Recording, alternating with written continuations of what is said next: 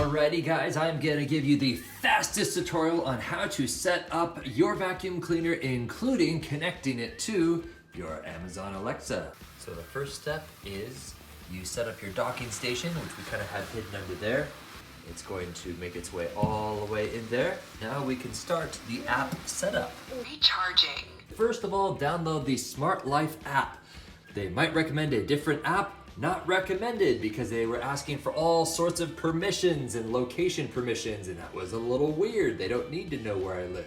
Go ahead and launch Smart Life. Click on the plus sign on the upper right. Select Small Home Appliances on the left-hand side. Scroll on down until you find Robot Vacuum Wi-Fi, middle one. Then enter your username and password for your Wi-Fi. Be sure your Wi-Fi is 2.4 gigahertz. Very, very important. That's the #1 mistake. Now go back to the vacuum cleaner and hold down both buttons on top. You should hear Wi-Fi lost. Please follow the app instruction for reconnection. Which is kind of confusing, but that's a good sign. Now go back to the app. Once you confirm the lights are blinking rapidly, it should take less than a minute to install fully, and bam, you are good to go. You can rename it anything you'd like. Wasn't that easy? At this point, your vacuum is pretty much set up and ready to go, but I did promise you what it would look like in the Amazon Alexa app. So let's type that in, open up the Amazon Alexa app, select devices down below, scroll all the way over to the right until you see vacuum cleaners, and just like that, Alexa has it automatically installed.